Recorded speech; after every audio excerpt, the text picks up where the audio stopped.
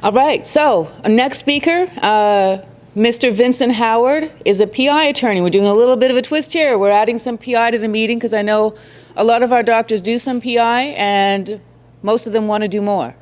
And so, I keep saying doctor. I'm so used to introducing doctors. Mr. Howard is a trial attorney. He is with Gibson and Hughes. He's been there since 2018. He focuses primarily on representing Californians who have been personally or catastrophically injured because of the negligence of others. He's been a plaintiff's personal injury attorney and advocate for 17 years. In his practice, he focuses on zealous and compassionate representation of his clients, much like a lot of our doctors do. He also actively participates in local, state, and national trial lawyer associations that are dedicated to protecting consumer rights and their access to justice. Before becoming an attorney, he served as a police officer for the United States Army. And in addition to serving honorably during America's first major engagement with Iraq, Operation Desert Storm, he won numerous awards, including marksmanship, good conduct, and overseas medals, as well as a National Defense Ribbon. He attended the University of Nevada at Reno, where he received his Bachelor of Arts in Sociology and earned distinction as a scholar. He later attended Western State College of Law and earned the honor of being named a Dean Scholar. He is a client-focused, sympathetic, and easy-to-work-with lawyer who values communication. At the same time, he is a very savvy litigator with deep interest in both the philosophy and mechanics of the law. He has many accreditations. He was in 2016 president for the Orange County Trial Lawyers Association. He served on the Board of Governors for the American Association for Justice. And on that board, he served as co-vice chair of the membership committee from 2018 to 2019. He currently serves on the Board of Governors for the Consumer Attorneys of California, where he is the co-founder of the organization's Diversity Committee. He is a current member of all three organizations and is a founding and current board member of the Orange County Trial Lawyer Charities, founded in 2020. He is a Southern California super lawyer since 2013 till present. In 2016, he was inducted into the Western State College of Law's Alumni Hall of Fame. He is a recipient of the San Francisco Minority Bar Coalition's 2021 Unity Award, awarded to individuals that are exemplary in promoting diversity in the legal profession and in the community. Howard often speaks at colleges, law schools, and conferences about diverse legal topics. Orange County Supervisor and former Mayor of Costa Mesa, Katrina Foley, recently appointed him to the Orange County Assessment Appeals Board. That was in 1921, where he currently serves. I could go on, but I'm going to have him come up and give his talk. And I think you'll all appreciate the insights he's going to give us today, especially on lien cases.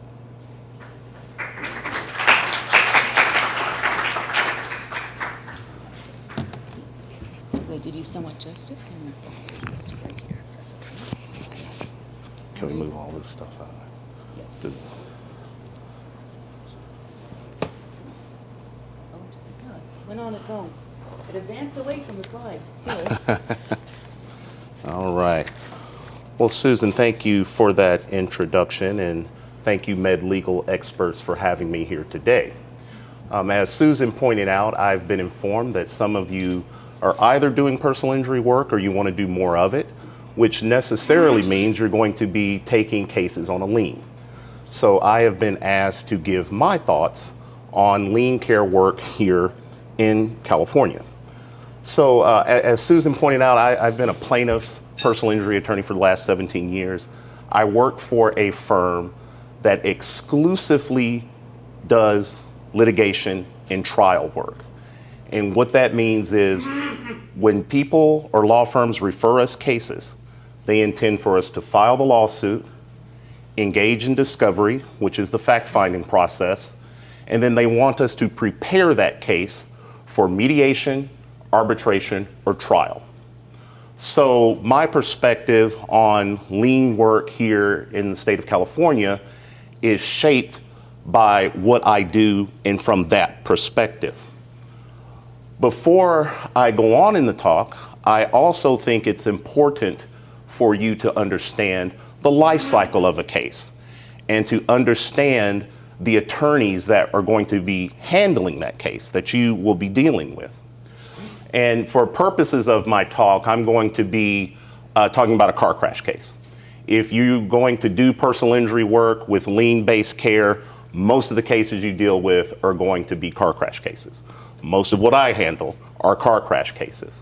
And so when someone here in California gets into a car crash, it's a very traumatic situation for them. They're hurt, they don't know where to turn to, and unless they have a family member or a relative who is an attorney or knows an attorney, they don't know where to go.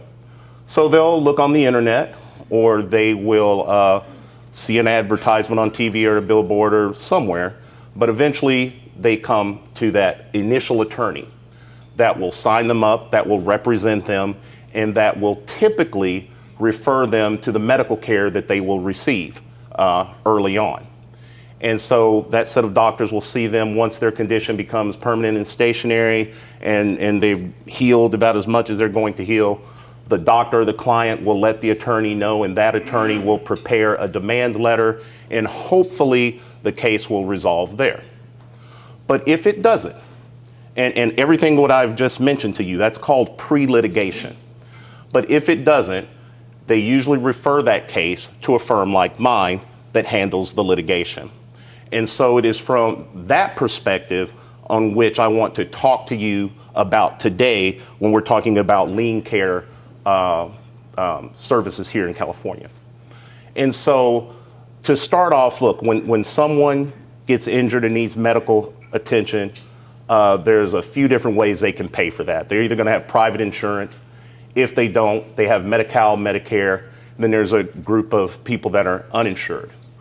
But if you are in a car crash case, or if you're in a car crash and you're injured because of the negligence of someone else, and you get an attorney, you can pay for those services through lien-based medical care. And it's called different things in other states. I think in Florida they call it a letter of protection. But here in California it's called lien-based care. And that's the subject of my talk today. All right. So a lot of what I'm going to be saying to you today, you may be sitting out there thinking, look, that sounds like a lot of information that attorneys should be having with their clients. And you would be right in assuming that. But I also think that if you're going to jump into this area and start offering this care to PI patients in your particular circumstance, that it's incumbent upon you to have these conversations with your patient too. Because a lot of what I'm going to talk to you about today is about managing expectations right at the beginning. And I think the more you understand this process, especially from the handling attorney's perspective, we're helping each other manage this client-patient's expectation together, okay? So start off, what is a lien? You know, it's an agreement between the patient and the doctor to provide medical services and treatment for that patient, and they hold off paying for it till the resolution of that patient-client's case.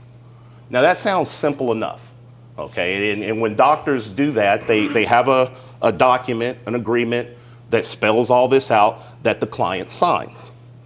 But the reason why I want to talk to you about it today is because a lot of times clients are confused about what exactly a lien is. And I think it's important for you to understand that so that you can have conversations with that patient to reinforce what that is. And a lot of things I'm going to talk to you about today are based on my interactions with clients, their confusion and misunderstandings that they have sometimes at the end of the case, and just conversations I've had with doctors. Because you have to understand, look, clients, when they're in this process, remember initially they reached out to an attorney. And that attorney, usually, not all the time, is the one that refers them to the medical care. And in a client's mind, what they have been seeing the entire time is, look, if I don't win my case, my attorney doesn't get paid. And when they go to that doctor, they think the doctor doesn't get paid unless they win their case. Sometimes clients are shocked to find out when I've had the conversation with them, and it wasn't made clear to them that, look, you get paid regardless of the outcome of the case. That's what a lien is, all right? You getting paid at the end of the case is not contingent on a win or a loss. Now, if you do this work routinely, that might become the policy of your office to do that. But at the outset, when that client is signing that lien, they are saying that they will pay you at the end of the case regardless of what the outcome is. All right, so I want to make that clear, and I think you should make that clear to the client when they come in. And as I mentioned before, doctors do a great job having them sign the documentation, but sometimes I think a brief conversation about that at the outset would go a long ways too. What I've also seen in documentation is doctors, they'll parse that out in a separate paragraph for the client to initial separate from the rest of the document, just to reinforce how important that is, okay? The next thing I want to talk to you about is clients' medical expenses and where they come from. How do you get paid? Now, this is definitely a conversation that attorneys need to be having with the clients, but I think it's important for you to understand this because, again, if you're going to get into this or if you're already into this, I just think the more you know about the process, the better it is for you. Because and I'll talk about this more when I'm talking about settlements, when it comes time to settle the case, a lot of times clients think that the money for their medical expenses comes from some phantom fund that the insurance company has. And so if the case settles for $50,000, they think, oh, I'm getting that entire $50,000 and you'll be paid, your attorney's fees will be paid from some phantom fund and the doctor will be paid from some additional phantom fund. That's not it. Whatever the case settles for, that is to pay for medical services, legal fees, and cost, and then whatever's left over goes to the patient, our client. Okay. Next thing I want to address and talk to you about are the cost of medical treatments. Now, if you are going to do this work, you're going to do it necessarily on a lien. And it is understandable that if you do that, it's probably going to be a little bit more expensive than if someone's paying cash pay, definitely if someone's paying insurance. And for various different reasons. You're going to be carrying this debt for at least a couple of years, if not more, for the pendency of the lawsuit. There's going to be times when you're going to lose cases, or when we lose cases, and then you graciously waive that fee. And there's going to be times when you're going to reduce your fees because we didn't get as much as we thought. And I'll talk more about that later on. So liens come with, they're necessarily more expensive. But you have to do everything in moderation. Lien care shouldn't be 5, 6, 7 times the cost of what medical services cost. They just shouldn't. And when they do, defense counsel grabs onto that and they highlight that to the juries. And then they paint doctors and attorneys as if we're in cahoots together. And then they paint doctors as just being greedy and taking most of the money. And then they try to twist it to show that there's some sort of bias. Saying, look, you know, this surgery that usually costs $10,000, they're charging $100,000. And that's absolutely ridiculous. And they're doing it and they're doing it just to pad their bills. And if they're doing that, then it calls into question of whether this service that they were offering is reasonable or necessary. So everything in moderation when you do this, okay? So how do you determine what to charge? Like, was there a standard, or like, what do you go by? Well, there's not any set standard. And, you know, sometimes what defense counsel will do, they'll point to what Medicare charges, what workers' comp charges allows, and things like that. That's not necessarily standard either. What it turns into is they're going to pick the lowest amount, we're going to pick the highest amount. But really, I mean, look, you look around at what your peers are charging, and you do it that way. And what is a normal, I don't know, arthroscopic surgery go for? You know, whatever it goes for, charge somewhere around there. Look, what juries understand, and I think what everyone understands, that there's a range that you can charge for any medical service. And I guess the rule of thumb is if it looks excessive, then it is. Yes. What's the best wording in the position to justify difference between what you're charging for a PI patient and, for example, a Medicare patient? Because that comes For a Medicare patient? Medicare patient or insurance patient. What is your best argument? What would be the best justification? What would be the best answer to during the deposition for that matter of trial? Well, look, How do I explain it in most proper terms? Okay. Well, look, it goes back to what a reasonable price is. And usually what I hear doctors say is like, look, I've done a cost analysis of this service with other doctors in the area, and you know, my prices are in line with what other doctors are charging, is what I've seen. But you have to keep in mind, defense is keeping track of this. And you can't just say it. It has to be so. Because I've seen some doctors will say this, but the prices are clearly out of line with what anybody is charging. So, you know, if you decide to get into this, you can consult with other doctors. What's the name of that group you were telling me about earlier here, Dr. Z? Yeah, I mean, you know, there's groups like that round table these types of things and answer those types of questions. Okay. Yes. Is it really legal to have separate fee schedule? Say that again? Is it legal to have separate fee schedule for the same procedure? Well, this is the thing. Remember what I said. When you do it is in this circumstance, because when you carry a lien, there's a business side to this too. Because, I mean, you're carrying that paper for 2, 3, 4, 5 years sometimes. And it has to account for the cost of doing business, like losing cases, reducing fees, and things like that. I think everyone understands that you can charge a little bit more for lien-based care for all the reasons I just mentioned. It's when they become excessively exorbitant that is the problem and the issue. And it's when you charge those high prices like that you get on the list of defense counsel, and it calls into question other aspects of your treatment and care when you're dealing with patients and our clients. My understanding was that you have to charge the same amount for the same code to everybody. So, what, I don't know, in PI, is upcoded, charge a higher value. What? Say that again?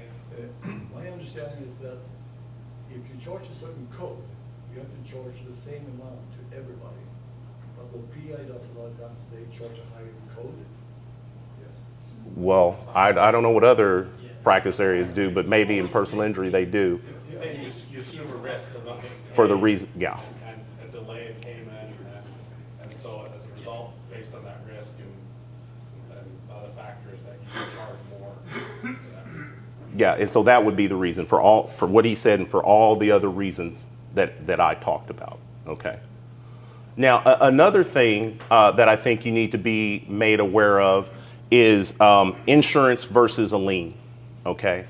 A lot of times when these patients come into a law firm and then they referred to you, they're under the impression that they need to go here, and the doctor directs them to everything they need to do. And so they're seeing everyone on a lien, and their medical bill is rising. And then at the end of the litigation, or at some point when they're referred to us and I'm talking to them and letting them know the cost of their medical services, but especially when it comes time to pay it back, they're shocked at the cost of the bill.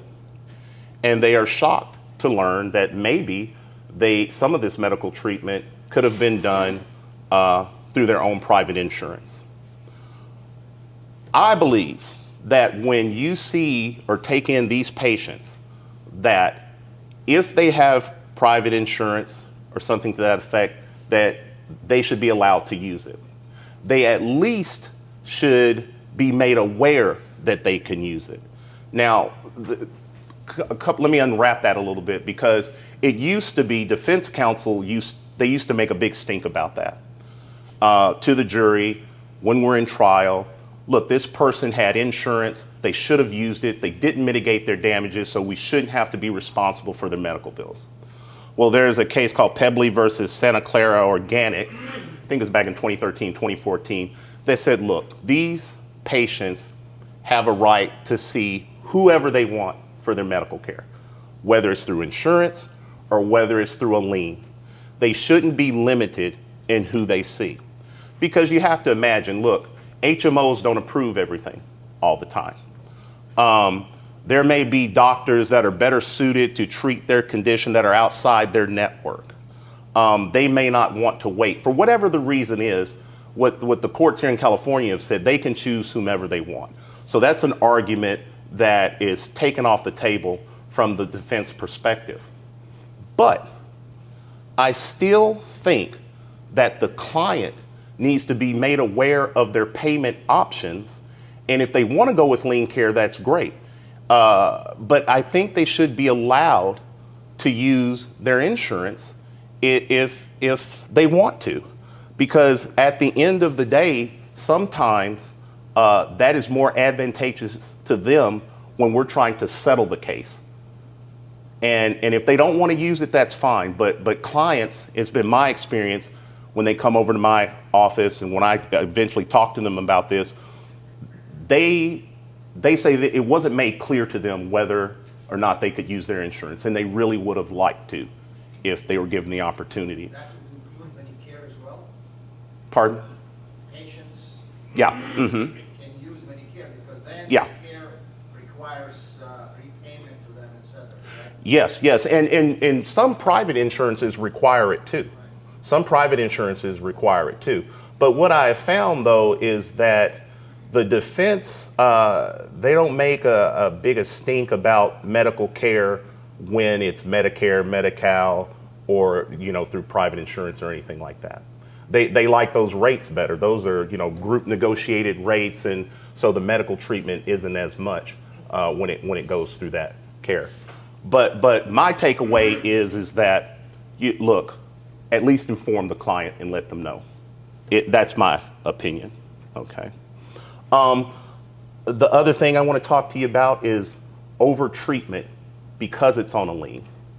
Now, this doesn't happen all the time, but it does happen sometimes. And what I mean is when a doctor looks at it, says, oh, it's on a lien, so they're going to do all this medical care that they wouldn't normally do if it was a cash pay patient or something else. And let me give you an example of how this comes about. I'll see 5 different cases. Same car crash case, same amount of damages, same mechanism of injury in each situation. This policy limit on the first one is $15,000, next one's $50,000, $100,000, $300,000 on up. The medical treatment that the clients receive is commensurate of what the policy limits are. And again, defense counsel tracks this stuff. They track the doctors that do this stuff. And if you are giving medical care and treatment to a person, irrespective of what their injuries are and what they're going through, and it looks like it's based more on what the policy limits are, you're going to get flagged. You're going to get flagged. And then everything you do, not only for that patient, for patients in the future, they're going to call it into question. And they're going to litigate harder when I have a client that has treaters that do this sort of thing. If it's a $15,000 policy, do some chiropractic care, MRIs, that's good. But that same person, if they have a $100,000 policy, they do a lot of epidural injections, 3, 4, 5 epidural injections, MRIs, you know, just really running up the care because the policy limit is there. Now, at my firm, like I said, a lot of our cases come in, the medical care is already done already. So we don't get a lot of cases in that stage. But when they do, we never give the policy limits. We say treat them like you would any other patient and let us know the outcome. I don't do it for that reason. I just don't want to deal with that. And you shouldn't want to deal with it either. Excuse me. Yes. Question. But does it make sense that, for example, there's 15, I'm not, you're correct, obviously. Everybody needs to have the same care, but if there's a limited policy of 15,000, there's just not enough money. Patient requires additional treatment with epidural. If there's more money, he can have the epidurals. If there's more money, he can have surgery. If he doesn't have, the policy does not have money, he will have the doctor will write that patient needs epidural, needs surgery. So it's really, really depends on the amount of policy. The policy is a factor. You know what, you're right, and that's the argument I hear from doctors all the time. You are absolutely right. There is no getting around that. But what I deal with, though, that's usually not the case. Look, I can look at a situation. I can look at the damage to the car. I'm not a doctor. I'm just an attorney. You know, I have a sociology degree, so you can't do anything with that. But I can look at a case and tell whether or not I think, you know, they need all these additional services that you're talking about. Now, like I said, that's not every situation. There have been situations where, like you said, look, it's a $15,000 policy, but this person needs this, and this care. You know, they need it, but they can't get it. I get that. But I'm telling you about the extreme cases that I deal with. And that's the thing. I mean, not every doctor does this, not every attorney does this. What I'm here today to do is to talk to you about things you may encounter. And again, this is why it was important for me to point out where I am in this life cycle of a case, because, you know, a pre-lit attorney might have different views on lien care than I do. I mean, when I get a case, this is done and I'm preparing for trial. I go in front of 12 strangers and try to convince them that, you know, the person was hurt, the medical treatment was reasonable and necessary, and that the prices were reasonable and necessary, and they need X amount of dollars to compensate them. So I'm looking at it from a different lens. What you're saying is absolutely correct, but everything in moderation. Everything in moderation, okay? Well, do you take the case on if there's a $15,000 policy and there's $40,000 of medicals? Well, if it's me, no. I mean, there's a lot of cases I wouldn't sign up. Okay. There's a lot of cases I wouldn't sign up.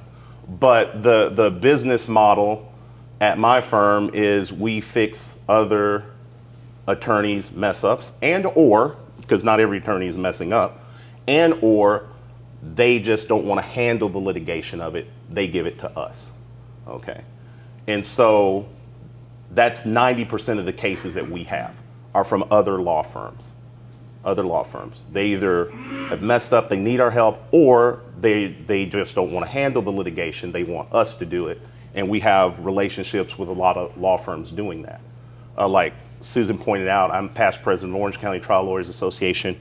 Rob Gibson in our firm is a past president of American Board of Trial Advocates. Between the both of us, we know a lot of attorneys and a lot of law firms that refer us stuff. Now, if it's a case that comes in off the street, straight to our law firm, I mean, there's a lot of cases we don't sign up that maybe another firm would. And it's because I've been to trial. I've seen what jurors are like, I'm not paying for that, or I'm not doing that. I mean, we talk to these jurors after we do these trials. And so, you know, probably not in a situation like that. It depends. It depends, though. Okay, so I want to get to the end of it when we're talking about the settlement, how to deal with liens at the settlement stage. A settlement is a compromise between both parties to resolve this matter. We don't get as much money as we want, and the defense has paid more money than they wanted to. But both sides thought this was the amount that was good to resolve this matter and bring it to a close. When that happens, there's not enough money to pay everyone's full bill. Our bill, the medical providers, cost, and all that. And so a lot of times we reduce our bills, and a lot of times we ask the medical providers to reduce their bills. And most every attorney I have dealt with that does personal injury work, they do that. But if you don't want to do that, please don't do this work. Please don't do this work, because all it does is hold up the settlements. The client gets a bad taste in their mouth. The attorneys don't want to use you anymore. And then it causes maybe more litigation down the road. Okay. You have to understand that you're going to have to reduce that. Now, we can go back and forth on what those reductions need to be. I get that. That's fine. But please know that, reducing your bill is a part of it. We try to get back enough compensation so that we can pay you your full bill, so that everyone can get paid their full bill and the client is happy. Just a rule of thumb in our office, we try never to take more than the client. That's our rule of thumb. Other firms can do different things, but if it's a client that we originated on our fee agreement, that's what we do. All right. Another thing that I want you to be aware of before I wrap this up is a case called Howell versus Hamilton Meats. And that's a case that limits the injured plaintiff's post-medical damages to only the paid amounts. And if they haven't paid it, which is the parts that's on a lien, that's all up in the air and subject to interpretation and proof. Okay, sometimes when I talk to doctors and I tell them that, okay, this case settled, but they discounted these injections or this or that or whatever, I get, you're not a doctor, how are you doing this? I'm like, well, you're right, I'm not a doctor. Again, that sociology degree doesn't get you much. And so you're right, I'm definitely not. But look, for every doctor that says, oh, I can show you that these are reasonable, necessary, and these are good charges, they have a doctor on the other side that says, no, it's not. Okay, so please keep that in mind. And then the whole settlement process will go a lot smoother at the end. Did you have a question? Yeah, can you repeat, so this Howell versus Hamilton means, what the hell with that? Okay, it says it limited the injured plaintiff's past medical damages to only the paid amounts holding, that only amounts paid or incurred are recoverable as medical expenses.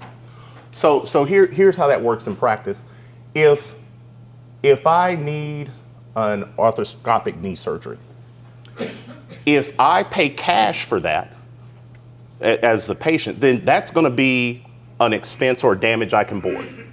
That is the price of that. That's money out of my own pocket that I paid. That is a recoverable cost because I paid it.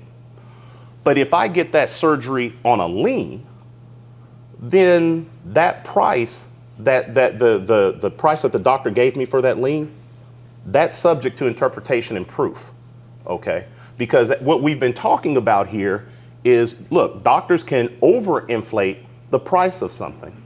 So no longer can plaintiff's attorneys submit the lien amounts as proof of what that surgery is going to cost, i.e. what's a recoverable damage. And so we'll have an expert come in and say, okay, this cost is reasonable and that the surgery was necessary, but they will have an expert come in and counter that. They'll say, the surgery may have been necessary, but that price is not reasonable. It's way overinflated. So there's fight there. There's fight there. Some attorneys don't like Howell. I don't see a problem with it myself. I don't see a problem with it. What if the case that someone needs knee surgery, but they can't get it for, other non-exotic, not the same place? They don't have a patient that needed knee surgery, Uh-huh. and landed on the knee, cracked the knee, and right, shows that, needed the surgery, but she could take the time off for the rehab. You know, she's got families and stuff like that, so they're trying to make the offer, but, you know, they'll put in, here's what the knee surgery is gonna cost, but she didn't have the surgery yet. So that's a damage for future medical care. Okay, And yeah, so you have to make the argument that, you know, that's recoverable. But look, that gets difficult, because if the only reason why she's not getting it is because she can't take the time off from rehab, then I'm going to let you know right now, defense is going to come back, well, does she even need it at all? And if she doesn't need it at all, then why am I paying for it? You know? So it has to be a better reason, in my opinion, than I can't take the time off at work. Look, if the argument is healthcare is a headache, I don't feel like dealing with it, then it's going to be hard for me to go in and ask for money for that. You know what I mean? but like after surgery, she'd have to be laid up, she couldn't be walking. I know. I know, but still. And then, so that doesn't fall under the how, this Hamilton meets the. Yeah, no, it does. It does fall into health. Yeah, because it's a surgery she hasn't paid for. It's one she'll pay for in the future. And what I'll be doing is I'll be going in asking for whatever that surgery costs in future damages, future medical care. Whatever price that doctor quoted for that surgery is not going to be taken as the gospel. There's going to be a defense expert that comes in this case especially, and say, not only is that surgery not even necessary, the price is probably not reasonable either if you find that it is necessary. That's all Howell is saying, you know? Yeah. So why not have a Medicare price as a standard so that they don't have to go to and fro? Well, Have you seen Medicare prices? but what you mentioned, yeah, I know, right? Yeah, see, no. We'll figure it out. We don't need to be regulated. We'll figure it out. But that's been mentioned before, to have that in the personal injury context, so that everyone, attorneys and doctors, have some point of reference. But doctors have a pretty good lobbying group. I don't know if they even want that. You'd be surprised. We have a different perspective on that, but that's what it is. But you know, look, my final takeaways. That's about all I have to talk about. One is moderation. Do everything in moderation. If it looks excessive, then it is, and always be concerned about managing the patient's expectations. I find that if you are upfront, transparent, in letting them know all the possibilities, constantly having these conversations with them through the entirety of the treatment and the litigation, that they're not caught off guard at the end and they're happier. I always say that, and this is why I say keep up the communication through the entirety of the treatment and the litigation, constantly reminding them of things. Oh, here's another thing that I didn't mention, I forgot to mention, is that along with letting the client know the cost of everything, and maybe I didn't mention that, but let me mention it now, is that a lot of times on lien care, patients are just getting all this work done and they don't know the cost of anything. They don't know the cost. They don't know the cost of MRI and all of this stuff. And so when I get the case and I'm preparing them at deposition, they know which doctors they've seen. But when I tell them, oh, your medical expenses are $50,000, $100,000, they're like, what the what? They're blown away by that. And I think you need to be constantly reminding them, okay, look, you've had this procedure and this procedure, your medical is this, it's this, it's this, like a running tally so that they know.